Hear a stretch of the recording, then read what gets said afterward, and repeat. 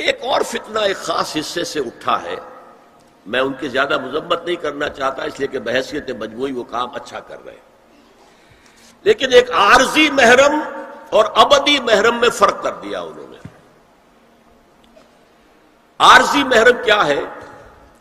سالی جو ہے وہ عارضی محرم ہو گئی، کیوں کہ جب تک اس کی بہن زندہ ہے جو آپ کی نکاح میں ہے، آپ کی شادی سالی سے تو نہیں ہو سکتی، تو جس سے شادی نہیں ہو سکتی وہ محرم ہو گئے، تو یہ عارضی محرم ہے۔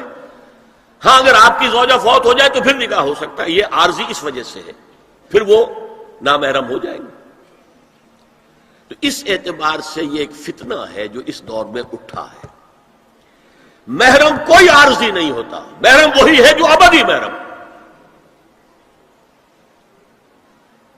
دیکھیے دیور جبکہ اس کا شوہر ابھی زندہ ہو تو دیور سے پردہ کرے گی کہ نہیں؟ شادی تو نہیں ہو سکتی۔ ہاں بھائی مر جائے تو شادی ہو سکتی، اس کو انہوں نے کہہ دیا یہ عارضی محرم۔ اسی طریقے سے بھابھی جبکہ بھائی ابھی زندہ ہے، پردہ نہیں، وہ شادی نہیں ہو سکتی، بھائی فوت ہو جائے شادی ہو سکتی، عارضی ہو۔ یہ بالکل غلط ہے، بہت بڑا فتنہ ہے۔ محرم وہی ہے کہ جو ابدی محرم ہے، محرم ہے کہ اس پر حرام ہے اس پہ نکاح ہونا ہر حالت کے اندر۔ اور جہاں تک یہ رشتے ہیں باریک، سالی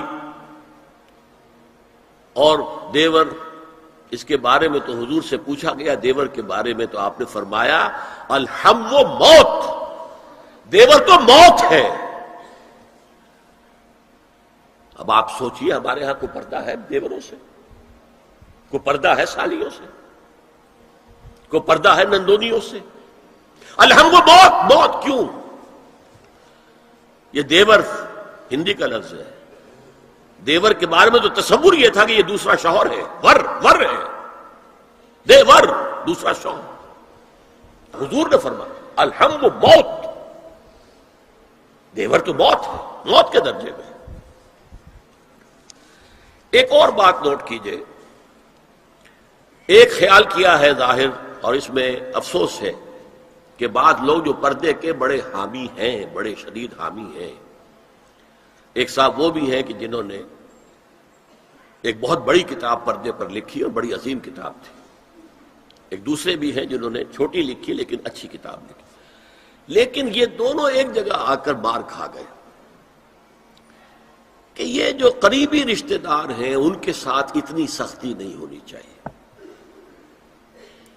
حالانکہ فلسفہ سمجھ لیجیے اچھی طرح، جو قریبی رشتہ دار ہوں گے، کزنز ہیں، اب کزنز کا عیسائیوں کے ہاں شادی نہیں ہو سکتی، کزنز جو ہے جیسے سگے بھائی سے شادی نہیں ہو سکتی، کزنز سے بھی نہیں ہو سکتی، ان کا تو معاملہ اور ہو جائے گا۔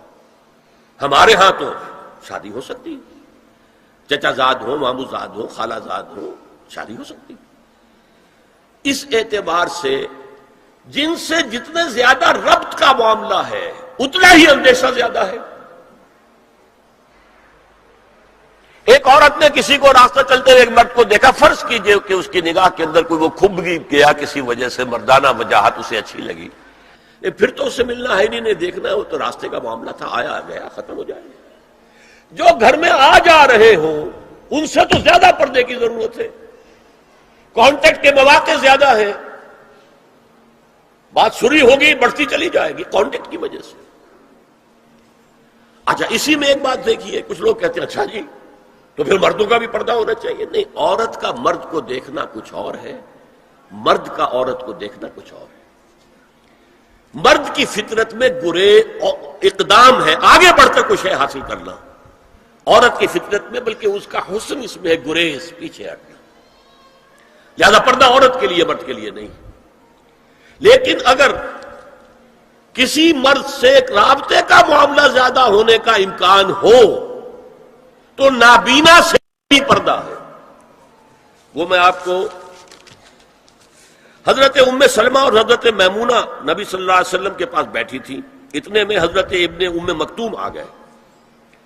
نبی صلی اللہ علیہ وسلم نے ان دونوں سے فرمایا احتجبا منہ، ان سے پردہ کرو۔ ازواج نے عرض کیا یا رسول اللہ الیس اعمی لا یبصرنا ولا یعرفنا، حضور کیا یہ اندھے نہیں ہیں؟ یہ نہ ہمیں دیکھ رہے ہیں نہ ہمیں پہچانتے ہیں۔ فرمایا افعمغایان انتما، کیا تم دونوں بھی اندھی ہو؟